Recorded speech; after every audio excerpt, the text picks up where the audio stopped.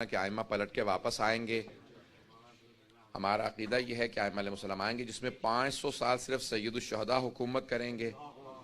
تو 12 امام کے ظہور کے بعد ائمہ علیہ السلام سب واپس آئیں گے اور حکومت کریں گے.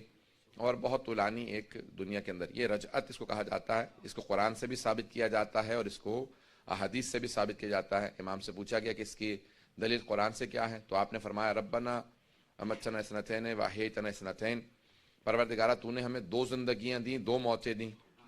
تو کہا ایک طبقہ یہ کہہ رہا ہے کہ ہمیں 2 زندگیاں دی، 2 موتیں دیں، تو ایسے کچھ ہوں گے نا جنہیں 2 زندگیاں ملیں گی. اب میرا موضوع نہیں ہے، وَإِلَّا خود رجعت ایک پوری مجلس کا موضوع ہے، کبھی زندگی رہی تو انشاءاللہ اس کو پیش کریں گے. تو رجعت کے اوپر اعتقاد رکھنا.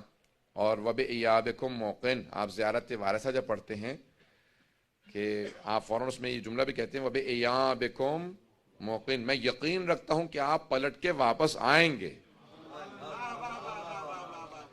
ہم تو تبرک نہیں کہتے ہیں، جملہ صادق آل محمد علیہ السلام کا. اللہم صل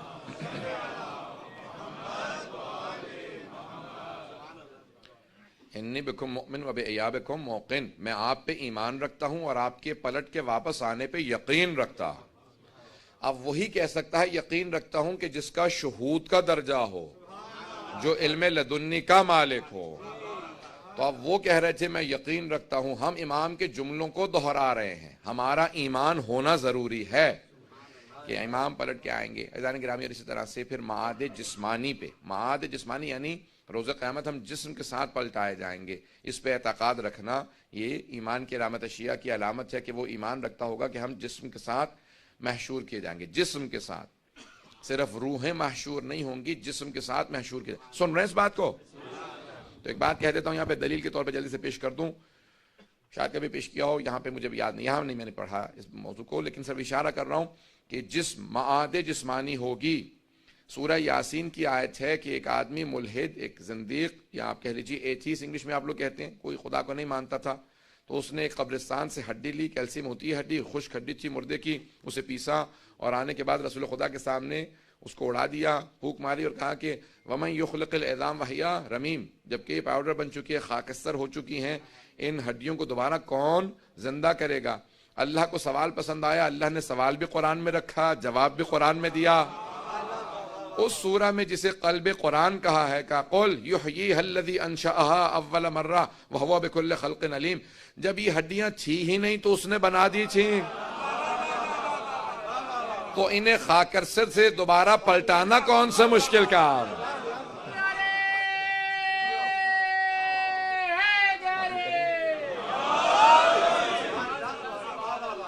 گرامی، جب تھی ہی نہیں ہڈیاں تو اللہ نے بنا دی تھی، خلق کر دی تھی.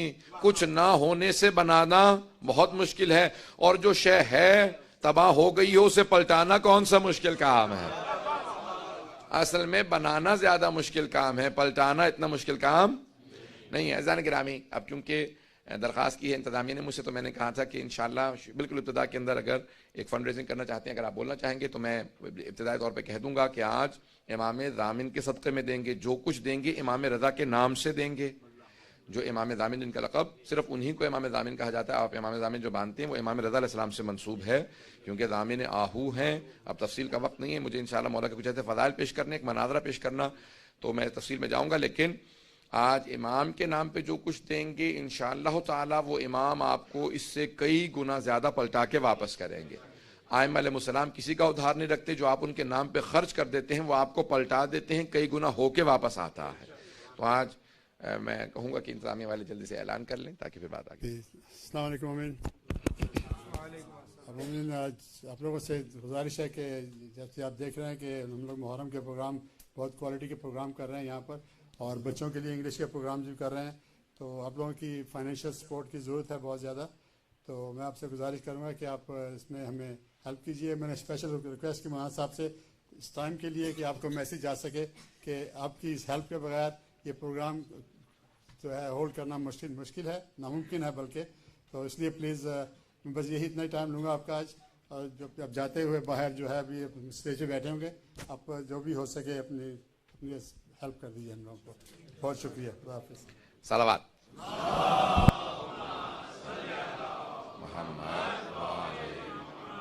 وعجل فرجهم. بہت مختصر تھا. میں سمجھ رہا تھا آپ لوگ چادر وغیرہ چلائیں گے اور سب کچھ ہوگا, تو اتنا اعلان میں بھی کر دیتا. میں دوبارہ تاکیداً کہہ دوں گا کہ انشاءاللہ ایک ایسے امام کہ جن کی سخاوت کے لیے اتنا جملہ کافی ہے, جس کو زیارت میں غریب الغربا کہا گیا تھا, آج وہ امیر الامراء ہے. تو وہ امام علیہ السلام سلطان العرب والعجم ہے. صرف یہ ایک امام علیہ السلام کا لقب ہے کہ سلطان العرب والعجم.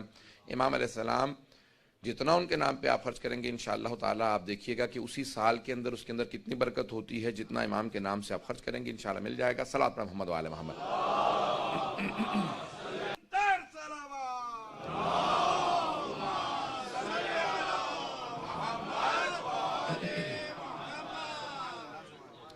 عزیزان گرامی, کیونکہ شب شہادت امام رضا, اس لیے میں کچھ مولا کے فضائل کو پیش کرنا چاہتا ہوں. امام علیہ السلام کی بے انتہا مناقب و فضائل ہیں, لیکن واحد امام ہیں جن کو رضا کہا جاتا ہے, امام علی بن موسیٰ الرضا علیہ السلام. رضا یعنی جس کی خوشنودی خدا کی خوشنودی ہو اور وہ خدا کی ہر مرضی پہ راضی ہو. راضی برضا اللہ, جو اللہ کی ہر مرضی پہ, جو جناب سید الشہداء کا میدان کربلا میں رضن بقضائہ و تسلیما لامر جملہ ہے. اگر اس کا مصداق دیکھنا ہے تو جناب امام رضا علیہ السلام کو دیکھ لیں. امام کی بے انتہا فضائل و مناقب ہے. عزیزان گرامی, امام کی تاریخ کے الفاظ یہ ہیں کہ جب ایک مرتبہ مأمون ملعون جب حکومت میں آیا تو اس نے سوال کیا. سنیں گے سب لوگ عزیزان گرامی؟ تھوڑا سا وقت زیادہ کرا دوں گا تو چلتے رہیں گے میرے ساتھ.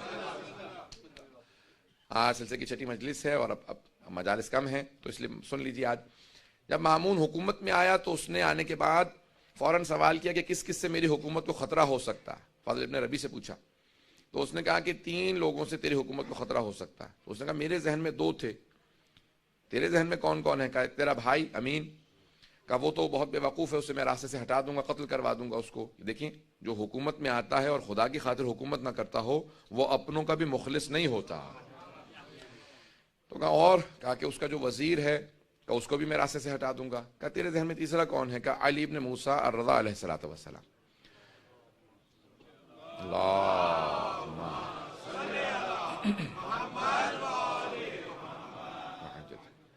یہ کون ہے؟ ان کا میں نے نام پہلے نہیں سنا ہے. عزیزان گرامی, ائمہ کی ایک مظلومیت یہ ہے کہ ان کے زمانے میں افراد تھے اور انہیں نہیں جانتے تھے. آج سب جانتے ہیں, لیکن ان کے زمانے میں ائمہ کی مظلومیت یہ ہے کہ ان کو بالکل کارنر کر دیا گیا, ان کو بالکل اس طرح سے دور کر دیا گیا معاشرے سے کہ کوئی ان کے قریب نہ جائے. کہا یہ جو حکومت تمہارے پاس ہے تمہارے اجداد نے ان کے نام پہ حاصل کی تھی, ان کے نام پہ لوگوں کو دھوکہ دیا کہ ہم بھی آل رسول ہیں, کیونکہ رسول خدا کے چچا کے بیٹے تھے بنی عباس. عباس حضرت عباس کی نسل سے تھے, یعنی حضرت عباس چچا اموی رسول خدا, نہ حضرت عباس ابن علی ابن ابی طالب, حضرت علیہ السلام کے فرزند نہیں بلکہ جناب امیر کے چچا عباس. تو کہا ان کی نسل سے ہو, تمہارے اجداد نے ان کے نام پہ کہہ کے دھوکہ دے کے حکومت حاصل کی اور اس کے بعد پھر ان کو زندانوں میں رکھا تاکہ لوگ پہچان نہ لیں کون حقدار ہے. تو اس نے کہا کہ اچھا تو یہ کیسے ہیں, دیکھنے میں کیسے ہیں, بولنے میں کیسے؟ سن رہے سب لوگ؟ کہا دیکھنے میں کیسے ہیں, بولنے میں کیسے ہیں, جب گفتگو کرتے ہیں علم کیسا ہے؟ کہا کہ جو ایک مرتبہ انہیں دیکھ لے وہ انہی کا ہو جاتا. علم ایسا ہے جب کلام کرتے ہیں ہر انسان انہیں سننا چاہتا ہے. علم لدنی کے مالک ہیں, کلام ایسے کرتے ہیں کہ ہر انسان مجذوب ہو جاتا ہے. کشش بہت زیادہ ہے اور ان کے یہ اپنے عصمت کے قائل ہیں, معصوم ہیں, اس لیے ہر طرح کی لغزشوں سے پاک ہیں, ہر طرح کی آلائشوں سے پاک ہیں. توجہ کیجئے گا, وہ اپنا عقیدہ پیش نہیں کر رہا تھا, وہ ائمہ کا عقیدہ بتا رہا تھا. کہ یہ کہتے ہیں کہ معصوم ہے اس لیے لغزشوں سے بہت پاک ہیں. کہ جو ایک مرتبہ ان سے مل لیتا ہے وہ ان کا ضرور گرویدہ ہو جاتا ہے, وہ ان کا مرید ہو جاتا ہے. کہ اور شخصیت کیسی ہے؟ کہ شخصیت بہت وجیح ہے, چہرے پہ جلال ہے, ہیبت ہے, بہت خوبصورت ہے. کہ ایک مرتبہ تو دیکھے گا تو بھی معتقد ہو جائے گا کہ ہاں یہ واقعاً زمین کا نہیں آسمان سے نازل ہوا ہوا. عام ہستی نہیں ہے, تو دیکھے گا تجھے خود اندازہ ہو جائے گا. کہ اور لوگ اگر ان سے ملتے ہیں قریب ہیں, کہ لوگوں کو ہم نے دور کر رکھا ہے لیکن جتنا لوگ ان سے ملتے ہیں ان سے قریب ہوتے چلے جاتے ہیں. کہ کہاں رہتے ہیں؟ کہ مدینہ منورہ میں رہتے ہیں, اپنے جد رسول خدا کے روضے کے قریب رہتے ہیں. کہ ان کا وہاں رہنا ہمارے لیے نقصان دہ ہے, کیونکہ جو حج پہ جائے گا مدینہ جائے گا, جو ملے گا وہ ان کا ہو جائے گا. کہ ان کو کسی طرح سے خراسان لے آؤ. اس وقت مشہد میں نہیں تھا, مشہد امام کی وجہ سے نام رکھا گیا, توس اس کا نام تھا, قریب میں مرو میں جہاں پہ اس کی حکومت کا دارالخلافہ تھا. کہا وہاں پہ ان کو منتقل کیا جائے. کہا جاؤ جا کے ان کو وہاں سے دعوت دو اور ان کو خراسان منتقل کر دو. اور جب لے کے چلنا تو ان کو عماری میں بٹھا دینا. کہا عماری میں کیوں بٹھائے؟ کہا کیونکہ تو نے تو کہا کہ جو ایک مرتبہ دیکھ لے وہ انہی کا ہو جاتا ہے. تو ان کو چھپا کے سفر کروانا تاکہ کوئی دیکھ نہ لے, اور شیعہ علاقوں سے مت لانا, کہیں ایسا نہ ہو انقلاب برپا ہو جائے, لوگ ہمارے خلاف بغاوت کرتے ہیں, ان کی وجہ سے ہمارے خلاف کھڑے ہو جائیں. کہ ان کو کافر علاقوں سے لانا یا ان علاقوں سے لانا جہاں پہ اہل بیت کے ماننے والے نہیں. توجہ تو ہے. جب سفر شروع ہو گیا, یہاں سے گئے, امام سے کہا کہ آپ خراسان میں آپ کو طلب کر لیا گیا. امام نے اپنے سارے بہن بھائیوں کو جمع کیا, بنی ہاشم کو جمع کیا, سادات کو جمع کیا, اور کہا دیکھو جس طرح سے جناب امیر جب گئے تھے نا مدینے سے تو جانتے تھے میں پھر واپس کوفے سے نہیں آؤں گا, جس طرح سید الشہداء گئے تھے جانتے تھے, اس طرح سے میں بتا رہا ہوں کہ میں واپس نہیں آؤں گا, یہ میرا آخری سفر ہے اور اسی کے اندر میری شہادت ہو جائے گی سفر میں. اور امام نے سب کو جمع کیا, کچھ وصیتیں کی اور چلے. جب سفر میں جانے لگے تو سب بہن بھائی بہت امام کے, خصوصاً حضرت معصومہ جو بہت زیادہ محبت کرتی تھی, بھائی سے ملی, سب بہنیں بھائی رونے لگے. امام نے کہا نہیں آپ لوگ یہیں پہ رہیں اور بعد میں آپ لوگوں کے لیے ایک سفر ہوگا, میں جانتا ہوں. اور امام سفر کے لیے چلے گئے. عماری میں بٹھایا گیا, امام کو لے جایا گیا, سفر شروع ہو گیا. جب سفر شروع ہو گیا تو مختلف علاقوں سے گزر رہے تھے. جو افراد ساتھ چل رہے تھے وہ مامون کے مامور تھے, مامورین تھے جن کو امر دیا گیا تھا, حکومت کے کارندے تھے, حکومت کے کارندے تھے, لیکن سفر میں امام رضا کے تھے. جو ہم سفر رہتا ہے کسی معصوم کا تو وہ معصوم ہی کا ہو جاتا. اب سارے مامور تھے حکومت کے, لیکن جب امام کے ساتھ چلنے لگے, کسی نے امام کی عبادت کو دیکھا, کسی نے زہد کو دیکھا, کسی نے عبادت کو دیکھنے کے بعد کہا امام کا چہرہ بتا رہا ہے یہ معصوم ہے. اب اکثر مامون کے کارندے امام کے ساتھ چلنے کی وجہ سے امام کے ہوتے چلے جا رہے تھے, جو نہیں بھی مانتے تھے وہ دل میں ماننے لگے تھے. اب کئی افراد سے کہا کہ نہیں ظاہری طور پہ کسی کو نہیں بتاؤں گا کہ میں ان کا ماننے والا ہوں, لیکن اب دل میں امام کو بعض بار دیکھتے تھے مسکراتے کا. اب مولا بھی جانتے تھے امام کہا اسے جاتا ہے جو دلوں کے بھید جانتا ہو. اب امام کے ساتھ جو حجت خدا ہو وہ جانتا ہے دل میں کیا. امام سفر میں ہے, مختلف سفر کے احاطوں کے اندر امام کو ایک مرتبہ نیشاپور کے اندر جب پہنچے, نیشاپور اس وقت مرکز تھا علم کا, بہت بڑے بڑے علماء شیعہ سنی وہیں نیشاپور سے گزرے ہیں. سب کے ذہنوں میں واقع ہے, مجھے صرف اشارہ کرنا ایک نتیجہ دینے کے لیے. اس مقام پہ 16,000 یا 18,000 محدثین جمع ہو گئے, اور سب کے سب ایک بات سوچ رہے تھے کہ عرب کا بہترین خاندان بنی ہاشم ہے, اور ایران کا جو بہترین خاندان تھا شاہی خاندان, اس کی بیوی جناب شہربانو بنی ہاشم کے بہترین حسین سے بیاہی گئی. آنے والا عرب و عجم کا بہترین فرد ہے. تو اب بہت سے لوگ محبت میں ملنے آئے تھے, بہت سے تعصب میں ملنے آئے تھے, بہت سے نیشنلزم کی وجہ سے مل رہے تھے. اگر توجہ ہو کہ خون بہترین خون ہے, بہت سے عقیدت کی وجہ سے ہر آدمی آ رہا تھا, کوئی شیعہ تھا جو نہیں بھی تھا, کہ یہ فرزند رسول ہیں, ان سے ایک حدیث سننا چاہیں گے. جب سارے محدثین جمع ہو گئے تو احمد بن حنبل نے اپنی مسند میں لکھا کہ جب سب محدثین جمع ہو گئے تو سب نے درخواست کی امام رضا سے کہ ایک حدیث اپنے جد رسول خدا سے بیان کر دیں. اب امام نے حدیث کو بیان کرنا شروع کیا. احمد بن حنبل اہل سنت کے 4 اماموں میں سے ایک امام ہیں. وہ کہتے ہیں کہ امام نے ایک حدیث کی سند کو بیان کیا. حدیث کی سند کو وہ سند ہے جسے سلسلۃ الذہب کہا جاتا ہے, گولڈن چین آف نریشن, جس میں تمام کے تمام افراد کہاں معصوم ہیں. اس لیے عصمت کی وجہ سے اسے سونے کی سلسلہ سند کہا جاتا, سونے کا سلسلہ سند جہاں سب معصوم ہیں. امام احمد بن حنبل کہتے ہیں, اہل سنت کے امام, وہ کہتے ہیں کہ اس حدیث کے الفاظ کو نہیں, صرف اس کی سند کو اگر دیوانے پہ پڑھ دو گے تو اسے افاقہ ہو جائے گا.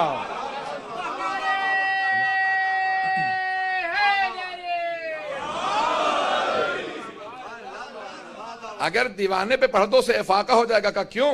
کہ اگر بیمار پہ پڑھو گے شفا مل جائے گی. کہ کسی بھی مرض کے اندر کوئی مبتلا ہو, کسی بلا میں مبتلا ہو, سند کو پڑھ لے گا. واحد حدیث ہے جس کے سلسلہ سند میں سب کے سب معصوم ہیں. امام نے کہا میں اپنے والد گرامی موسیٰ کاظم سے بیان کرتا ہوں, وہ میرے دادا جعفر صادق سے بیان کرتے ہیں, وہ اپنے والد محمد باقر سے بیان کرتے ہیں, وہ اپنے والد زین العابدین سے بیان کرتے ہیں, وہ اپنے والد حسین ابن علی سے بیان کرتے ہیں, وہ اپنے والد علی ابن ابی طالب سے بیان کرتے ہیں, وہ رسول خدا سے, وہ جبرائیل سے کہ خدا نے کہا.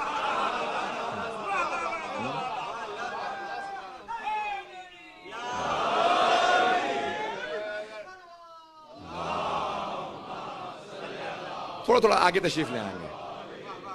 صلوات پڑھ کے تھوڑا تھوڑا اگر زحمت کریں اور اس طرف اگر ہو جائیں.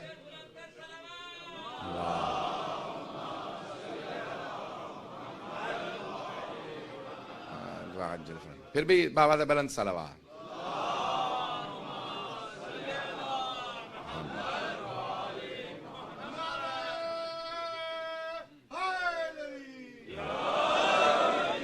توجہ ہے سب لوگوں کی. ایک مرتبہ امام نے فرمایا کہ اللہ سبحانہ وتعالیٰ کہتا ہے، یعنی حدیث قدسی ہے کہ کلمۃ لا الہ الا اللہ حسنی فمن دخل حسنی امن من عذابی. حدیث سب کے ذہنوں میں ہے، مجھے صرف نتیجہ پیش کرنا ہے کہ لا الہ الا اللہ میرا قلعہ ہے، جو میرے قلعے میں داخل ہوا میرے عذاب سے بچ گیا. امام نے یہ کہا اور آواز دی جس نے مہار پکڑ رکھی تھی. امام نے کہا اونٹنی کو آگے بڑھا دے. امام نے پردہ گرا دیا. جیسی اونٹنی آگے بڑھی امام نے سب کو سوچنے پہ مجبور کیا. جب سب لکھ رہے تھے سند کو، حدیث کے الفاظ کو، روایت کے الفاظ کو، متن کو سب نے لکھا، قلم روک دیے کہ صرف لا الہ الا اللہ کہیں جنت میں چلے جائیں گے. امام نے جب سب کو لمحہ فکریہ دے دیا، سوچنے میں مجبور کیا، تو امام نے دوبارہ کا ذرا رک، ایک مرتبہ عماری کا پردہ ہٹایا. امام نے کہا بشروطہا، لا الہ الا اللہ کی کچھ شرائط ہیں، کنڈیشنز ہیں، وَأَنَا مِن شُرُوطِهَا. لا الہ الا اللہ کی شرائط میں سے ایک شرط کا نام امام رضا ہے. اب یہ امام نے کیوں کہا؟ میں نتیجہ، میں نے ساری حدیث کو اس لیے پیش کیا تبرکاً بھی، اور اس لیے کہ میں جو ایک نتیجہ دینا چاہتا ہوں. امام پہنچے تو اس نے فوراً پہنچنے کے بعد مامون نے دیکھا امام کو، وہ جو سب سے دربار میں کہہ رہا تھا خبردار کوئی تعظیماً کھڑا نہ ہو، توجہ ہو، وہ خود ایک مرتبہ اپنے تخت پہ کھڑا ہوا اور امام سے کہنے لگا فرزند رسول تشریف لائیے، یہ آپ ہی کا تخت ہے. میرے تو وڈیرے بھی کہہ گئے اگر آپ نہ ہوتے تو ہم ہلاک ہو جاتے.